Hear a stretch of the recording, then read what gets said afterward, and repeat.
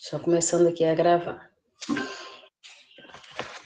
Bem, pessoal, hoje nós iremos dar continuidade aí ao sistema respiratório, né?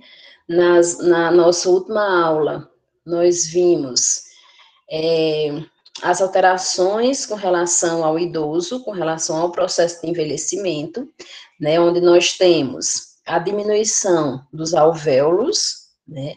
Pelo rompimento das paredes desses alvéolos, o que vai causar uma diminuição dos mesmos e uma dificuldade na troca respiratória, né, que acontece a nível de alvéolos. Nós vimos também como alteração do processo de envelhecimento, a musculatura do tórax em formato de barril, né, devido ao esforço respiratório. Os idosos que apresentam as patologias respiratórias, eles tendem a apresentar o formato do tórax, né, de forma aí de barril. E nós tivemos a questão também da subventilação, onde nós temos o aumento de CO2 nos alvéolos, né, e a diminuição do O2, da entrada de O2 também nos alvéolos, o que vai causar uma dificuldade de oxigenação aí no corpo, tá? Que é o que a gente chama de subventilação. Então, essas três mudanças dentro do processo de envelhecimento, elas tendem a ocorrer dentro do próprio, né, dentro da própria idade do idoso, né? Depois nós vimos algumas patologias, né, como DPOC, onde nós vimos que dentro da DPOC, como distúrbio da DPOC, nós temos o enfisema e a bronquite crônica. O enfisema, né, fisiologicamente, ele acontece a nível de alvéolos, onde ocorre devido à diminuição desses alvéolos e devido à subventilação. E na bronquite crônica, essa patologia ela acontece a nível de brônquios, onde há um acúmulo de secreção desses brônquios. Nós vimos também. Em cima da mesa. Não, tá aqui, não sei não. Tá aberto. Tá aberto, tá aberto. Então, nós vimos, né, também a asma, né, e que ela vem a ocasionar problemas também psicológicos, né, a questão de realmente da ausência respiratória, da hipóxia, né, causada pela respiração, pelo esforço respiratório, né, que também nós vamos ver hoje dentro da apneia do sono, ok? E daí nós vamos entrar hoje em mais algumas patologias. A maioria dessas patologias, vocês já viram, já trabalharam com ela na disciplina de clínica, tá? E nós vamos iniciar aí pela pneumonia. Só adentrando aqui para vocês, né, que com relação ao idoso, todas essas complicações, todas essas patologias que nós vamos ver, tem como a maior complicação a questão da subventilação, né? A subventilação ocorre aí, onde, mesmo no processo expiratório prolongado, né, onde o idoso tende a expirar por mais tempo, de forma mais forçada, mas ele não consegue retirar muito CO2 do corpo, né, ocasionando aí um acúmulo desse CO2 e tendo pouco espaço a nível de alvéolos para a entrada de O2, né, o que vai causar todas aquelas complicações, né, do idoso, além do esforço respiratório, a fadiga, né, que é bem característica nos idosos. A gente vai ver um maior comprometimento disso quando a gente vê sistema musculoesquelético, tá? Então, a pneumonia é um problema sério nos idosos, é uma infecção ou uma inflamação dos pulmões. A área comumente atingida são os alvéolos, né?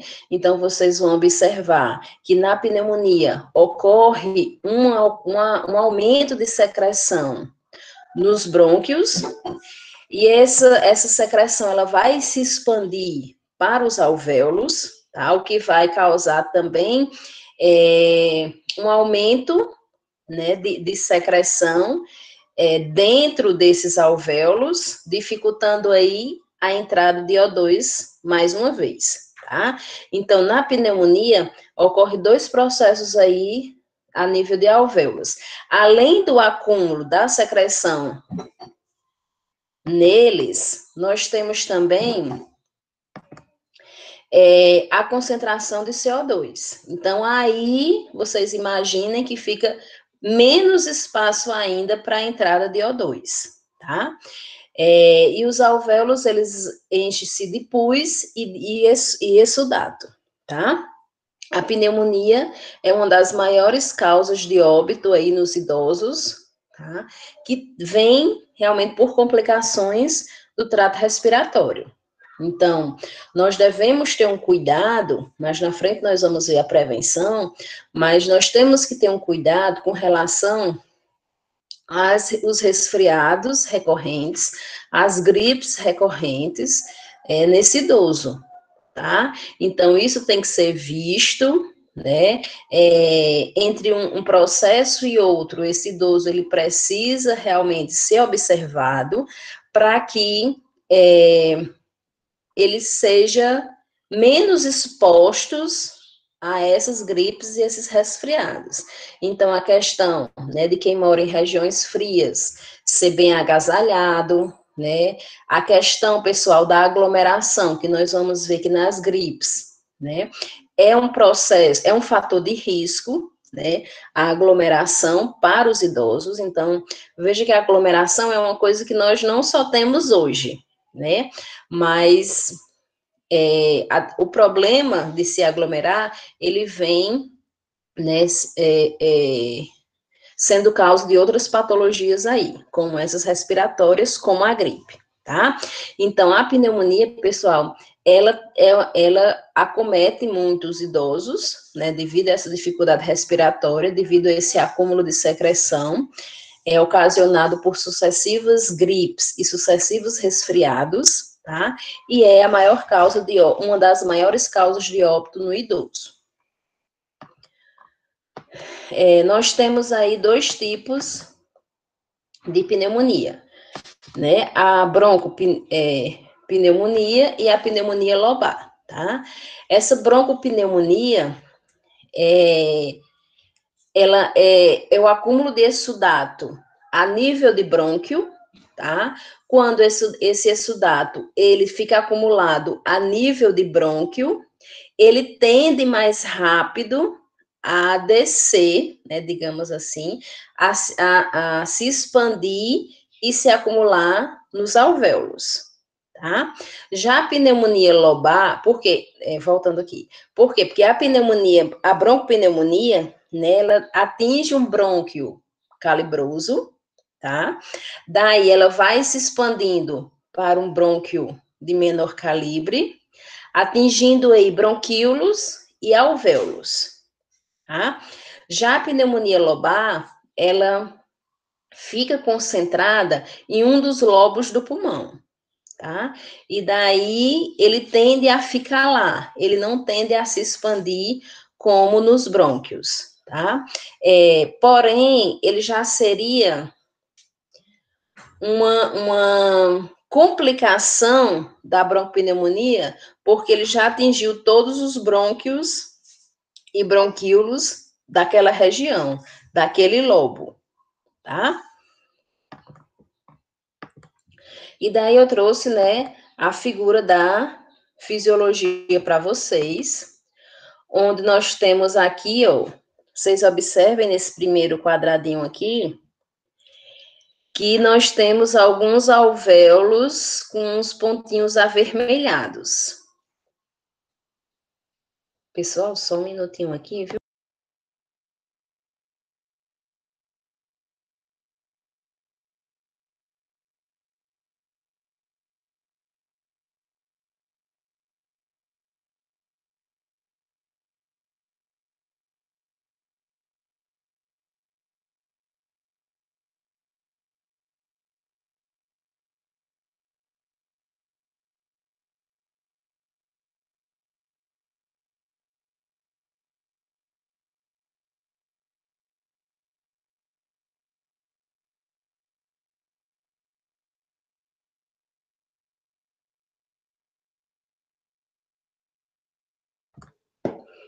Voltei. É porque estava descarregando aqui, fui pegar o carregador. Ó, então vamos lá. Voltando aí. Então, vocês observam que aqui nesses alvéolos centrais, uns pontinhos avermelhados. Então, aqui já está ocorrendo o processo inflamatório, né? O processo de produção de exudato. Observe nesse de baixo que a gente já tem os pontos bem amarelados. Então, quer dizer que esse exudato, ele já está vindo do brônquio, já está vindo dos bronquíolos e já está atingindo aqui os alvéolos. Ok? Então, vocês observam que esses alvéolos já estão sendo, né, carregados pelo exudato, o que vai diminuir o espaço para a entrada de O2, dificultando aí o esforço respiratório. E lembrando que dentro do processo de envelhecimento, né, além do acúmulo desse exudato, tomando uma boa parte aí dos alvéolos, nós temos também o CO2, né, devido à subventilação pulmonar. Então, a tendência para a entrada de O2, ela é bem maior, tá? Ou, desculpe, ela é bem menor, ocasionando aí um esforço respiratório nesse idoso com pneumonia, o que muitas vezes, né, necessita da internação hospitalar para uso de oxigênio, oxigenoterapia, para ver se melhora, né, a complicação, a fadiga e o processo respiratório desse idoso, tá? Então, nessa outra gravura aqui, tem um corte, né, de um alvéolo, e você observa nessa parte amarelada o quanto esse alvéolo já está sendo todo tomado pelo exudato, né? Quase por total atingido aqui por esse exudato, por essa secreção, ok? O que vem, né, a complicar realmente o processo respiratório, a aumentar, né, a complicação do processo respiratório. Como diagnóstico, nós temos aí o raio-x, né, para determinar a extensão aí da doença, e a cultura de escarro para identificar o agente causador, tá? Além, pessoal, da própria clínica, né, da própria sintomatologia desse idoso. A sintomatologia, né, do idoso, desse processo respiratório, dessa patologia, ela também vem, né, a confirmar o diagnóstico, porque a sintomatologia, ela já mostra um diagnóstico sugestivo, tá? Só que com o raio-x e com a cultura, né, vai se comprovar esse diagnóstico que já está sendo visto na sintomatologia, que é esta aqui, tá? Então, a sintomatologia, né, o paciente ele vai apresentar aumento do ritmo respiratório, justamente pela maior dificuldade de entrada de O2, tá? Aumento da pulsação, essa pulsação, ela também tende a se agravar mais ainda, devido a uma ansiedade, né? Um quadro de ansiedade que, devido ao esforço respiratório, o paciente tende a desenvolver, né? Então, veja que todos esses problemas respiratórios, eles trazem, além da sua sintomatologia específica, né? Além da sintomatologia específica da doença, também um quadro de ansiedade associado aí, ok? O que muitas vezes, né, tende a deixar os sintomas mais intensos, né, a agravar aí a questão do esforço respiratório. O agravo do estado geral do paciente, tá? Então, ele fica realmente, algumas vezes pode causar até desorientação, tá? Mudança do estado mental, como eu falei para vocês, né, o quadro de ansiedade que está sempre associado às doenças respiratórias, tosse, produção de escarro, fadiga e febre, tá? E nós temos, pessoal, que orientar, intervir, né, na produção desse escarro, porque quanto mais ele, né, produz, né, escarro, ele elimina, ele expele essa secreção, melhor, né, menos quantidade de escarro vai estar nos alvéolos e melhor para o idoso, tá? A fadiga nós já sabemos porque né, é pela diminuição do O2 no corpo, e a febre porque está ocorrendo um processo inflamatório infeccioso, tá? Devido à produção de exudato, tá? Devido à grande produção desse exudato. Então, quando se junta toda essa sintomatologia, né? Então, já sabe, né? Já se vê um quadro aí de pneumonia. Somando esse quadro de pneumonia, nós temos aí o raio-x e o exame de escarro, ok? Como prevenção, pessoal, nós temos aí as vacinas, né? A vacina da gripe e a vacina pneumocócica. A vacina da gripe é uma vacina anual, como vocês sabem, né? Acho que já participaram aí de vacinas da gripe, de campanhas de vacina da gripe, né? A gente tá para acontecer agora, né? Para iniciar essa vacina. E daí nós temos que estimular o nosso idoso a realmente fazer o uso dessa vacina, né? Além da vacina pneumocócica nos idosos que já apresentam quadro aí histórico, aliás, de pneumonia, tá?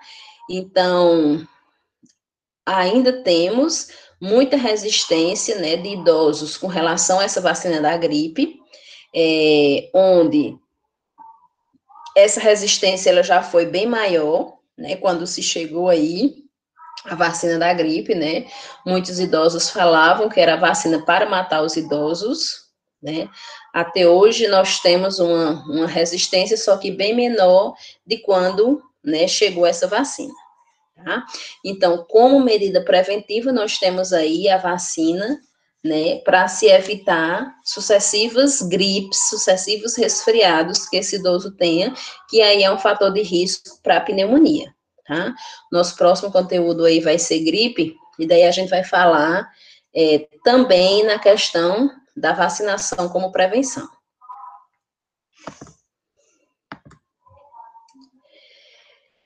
Falando um pouquinho da pneumonia bacteriana, que ela é a mais comum nos idosos, né? Nós temos aí a causa das pneumonias bacterianas, qualquer estado de saúde, né, que produza muco, né, que produza secreção. Então, mais uma vez, falando para vocês essa questão de evitar, né, os idosos a terem gripes, a terem resfriados, né? Então, como intervenção de enfermagem, nós podemos aí estar orientando, né, se esse idoso mora em regiões frias, a estar sempre agasalhado, né? A questão do acúmulo, da aglomeração de pessoas, né? Evitar que esses idosos estejam em ambientes com muitas pessoas, evitar que ele se aproxime de pessoas gripadas, tá? Para que ele não venha a desenvolver esses processos, né, de produção de muco, o que vem ocasionar aí a pneumonia. Também temos que ter um olhar, né, a questão do repouso no leito aí com relação aos idosos acamados, tá? Então, o idoso acamado, nós temos que ver, né, esse processo aí de ausculta, tá? Para que ele não esteja produzindo nenhum muco, tá? E ver também essa questão respiratória, né? A intensidade dessa respiração. O idoso está apresentando esforço respiratório, o idoso respira bem, tá? Então, o idoso acamado, ele deve ser visto, né? A família deve ser orientada com relação à mobilidade, com relação à ingesta hídrica, né? Além da alimentação, tá? E qualquer processo, né, que se observe que esse idoso está produzindo muco, tá? Ele seja logo levado ao médico para ver essa questão dessa produção, a causa, o fator de risco dessa produção. O idoso vulnerável, né? E os reflexos de tosse deprimida, tá? Então, todas essas causas são causas específicas também da pneumonia bacteriana, ok? Então, nós temos que ter um olhar, né? Nós temos que orientar a família com relação ao idoso acamado, tá? Devido aí à pneumonia bacteriana. Como cuidado de enfermagem, nós temos manutenção das vias aéreas, tá? Através de nebulização, através do oxigênio, através da posição, né, desse idoso dormir, tá? Então, a gente sempre tem que procurar maneiras para que o idoso, ele venha a ter um menor esforço respiratório, ok? Cuidar da hidratação para ver se fluidifica mais essas secreções, ele consegue expelir. Controle da fadiga, né? Esse controle da fadiga vem aí a questão dos exercícios respiratórios. O fisioterapeuta entra aí, né, nesse cuidado, tá? A orientação do exercício respiratório, para que esse idoso, ele aprenda, né, o controle com relação à expiração e à inspiração. Então, sempre a orientação da expiração mais prolongada, para ver se sai mais CO2, tá? E diminui aí a fadiga. E o controle da infecção, né? A questão da produção de exudato. Então, líquidos, evitar aglomeração, evitar o contato de idosos com pessoas gripadas, né? Observar aí constantemente a temperatura, principalmente o idoso acamado que já está apresentando uma dificuldade respiratória, tá? Então, tem que ter o controle para que essa infecção, né, não ocorra, ok? Tranquilo, pessoal, com relação à pneumonia?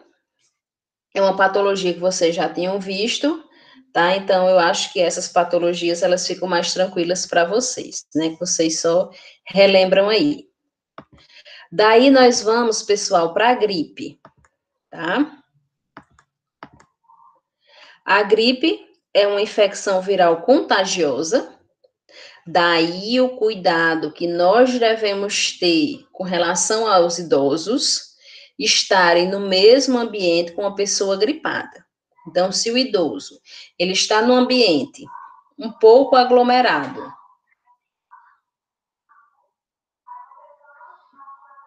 volta a aula. Então, se o idoso ele está num ambiente um pouco aglomerado, né? E daí ele vai apresentar.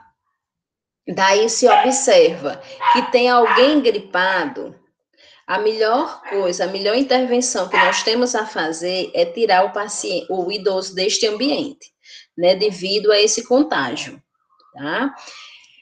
Outra coisa também, mesmo que não seja um ambiente aglomerado, mas se tem alguém gripado, né, dentro de casa, que esse idoso não tenha contato com essa pessoa gripada, tá? Para que ele não venha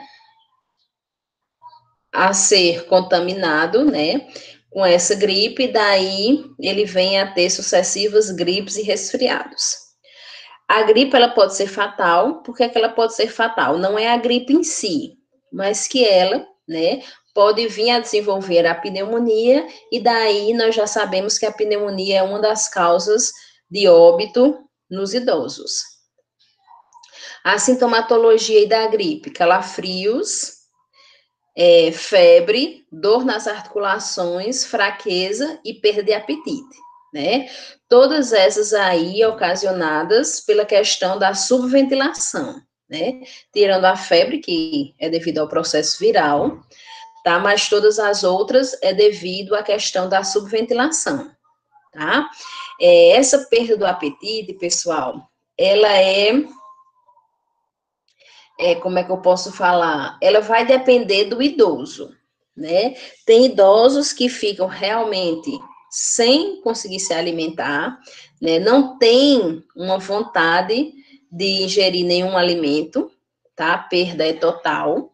Eles se alimentam realmente com esforço, tá? E tem outros que não perdem o apetite total. Eles perdem o apetite por alguns alimentos, mas outros eles conseguem ingerir, eles têm vontade de ingerir, tá? Então, essa perda de apetite, ela é um pouco relativa, ela vai depender também, né, do idoso, né, da vontade do idoso.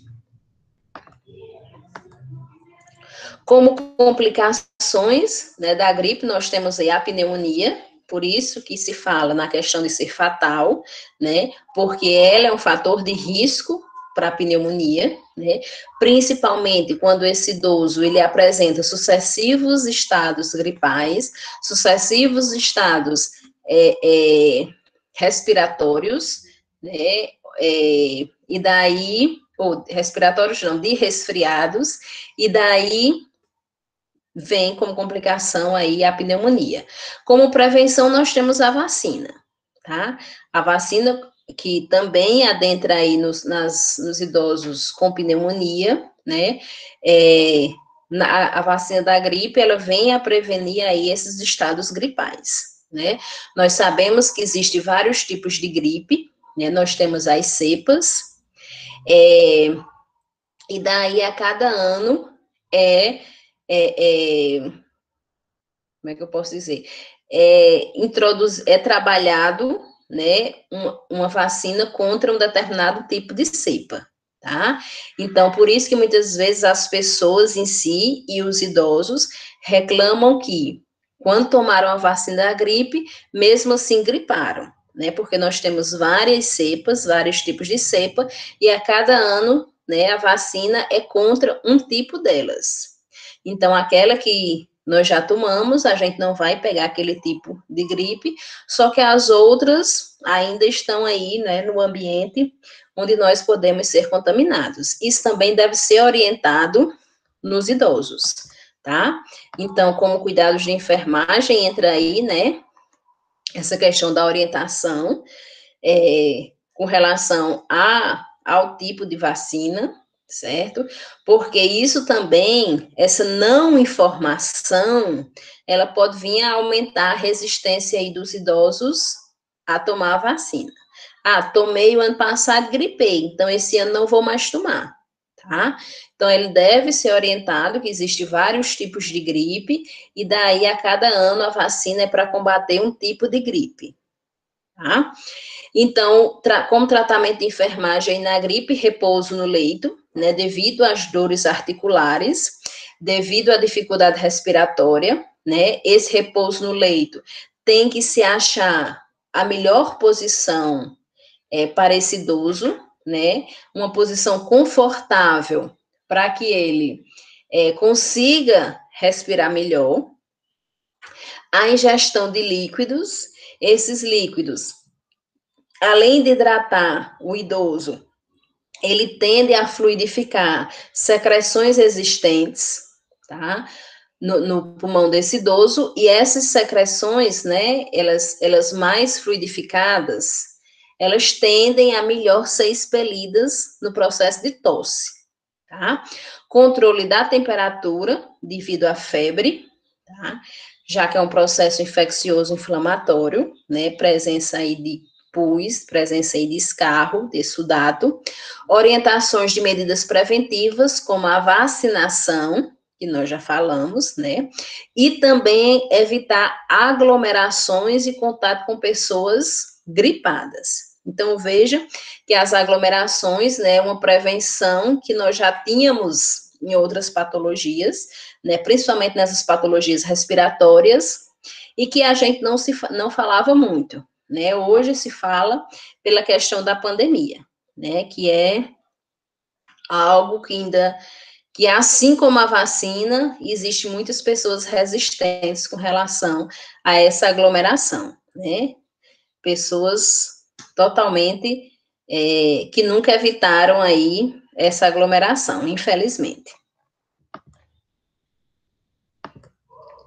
E daí, pessoal, nós adentramos na tuberculose, tá? Tuberculose aí que vocês viram muito bem, né, aí com o professor Raimundo.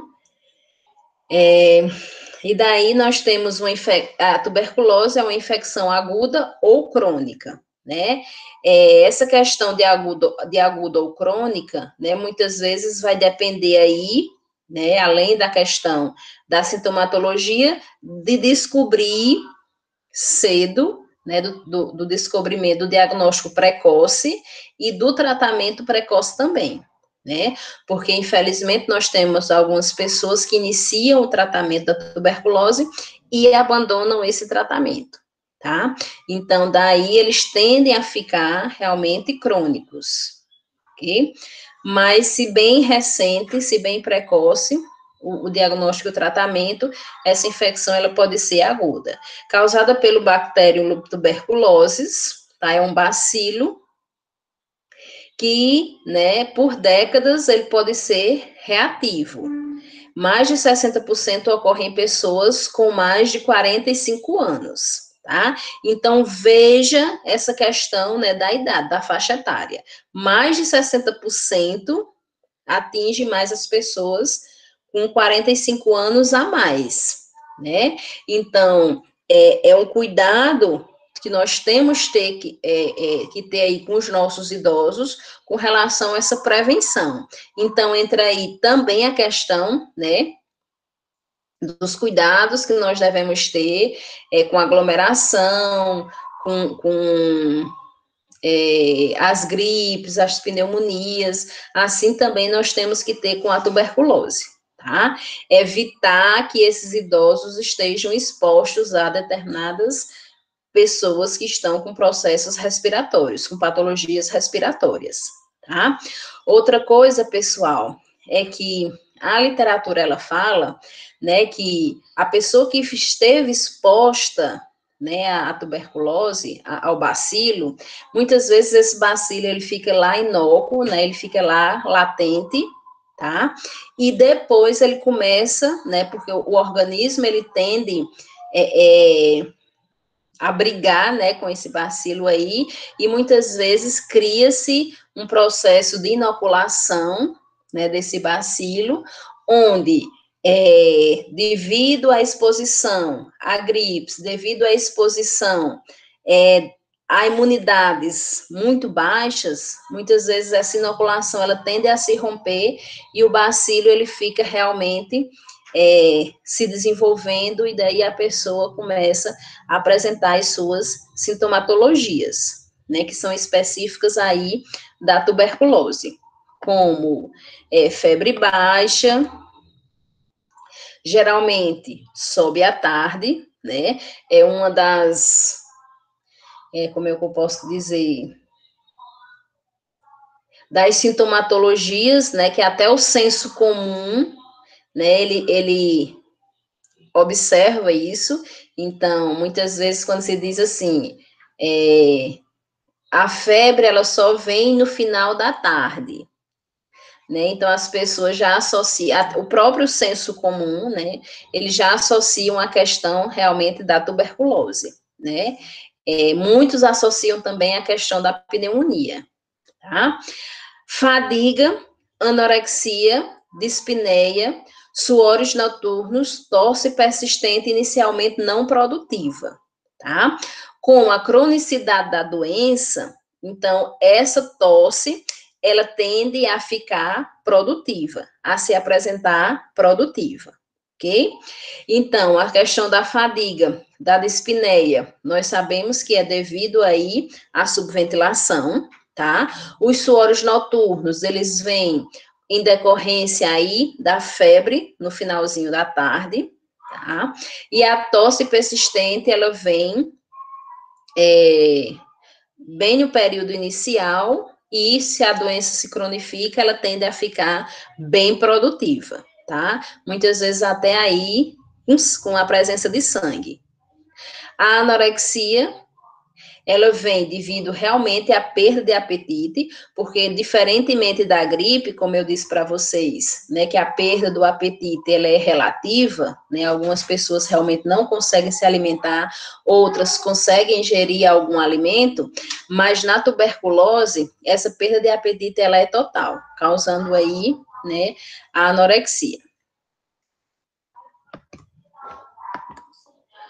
Como diagnóstico da tuberculose, nós temos o raio-x de tórax e o exame de escarro, tá?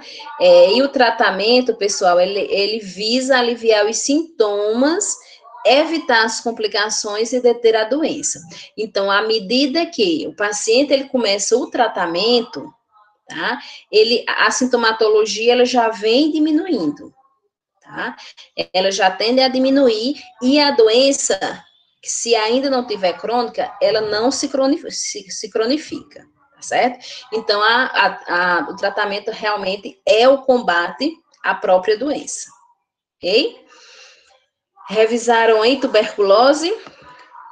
E para a gente encerrar, pessoal, hoje, né, como eu falei para vocês, né, que a aula hoje ia ser um pouco curta, bem curta, né? Porque eu não quero começar sistema cardiovascular antes da gente fazer nossa AV1, tá?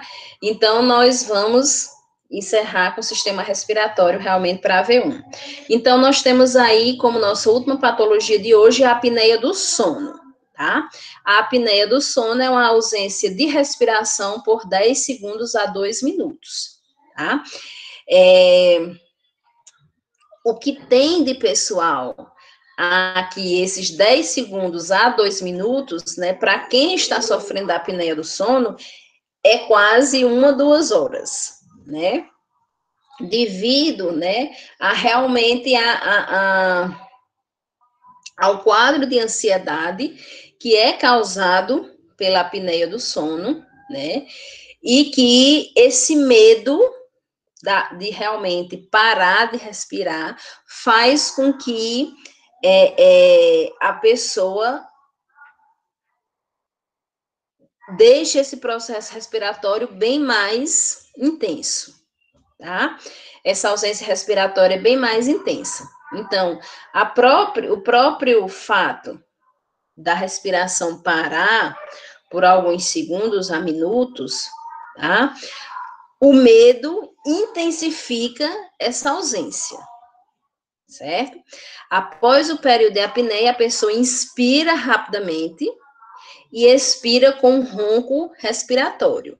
É como se, né, o ar ausente, então o nosso corpo muito inteligente, né, ele sabe que durante esses segundos a minutos, o nosso corpo ficou sem oxigênio. Então, por isso que a inspiração, ela vem primeiro, né, depois dessa ausência respiratória, por quê? Para que entre oxigênio no nosso corpo, tá? A expiração, ela ocorre como um ronco respiratório, tá? Devido a esse tempo que o nosso corpo não foi oxigenado. Então, esse ronco, né, é como se as vias aéreas, né, o trato respiratório ficasse seco, tá? Porque, né, nós estamos segundo a segundo sempre nesse processo respiratório, ok? A pessoa, ela não possui consciência do episódio, tá? Justamente por quê? Porque esse episódio, né, ocorre durante o sono, tá? Então, muitas vezes, né, ela já acorda com essa ausência, certo? Aliás, todas as vezes ela já acorda com essa ausência, tá? E daí ela não possui a consciência do episódio. Algumas patologias que trazem como consequência a apneia do sono, elas apresentam sinais que a pessoa pode apresentar a apneia do sono, certo? Como, por exemplo, trazendo, né, o exemplo do meu filho aí que eu falei para vocês no início. Devido a ele ter um estreitamento na laringe, tá?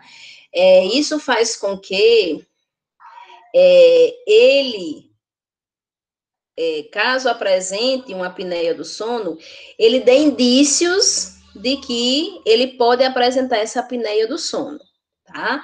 No caso da patologia dele, se ele apresentar durante a noite roncos, tosse seca, né, que os médicos falam a questão daquela tosse tipo cachorro, bem seca, tá? E obstrução nasal já são 3 indícios aí dele vir a apresentar a apneia do sono, tá? Então, algumas patologias, né, que tem como que tem como complicação a apneia do sono, tá?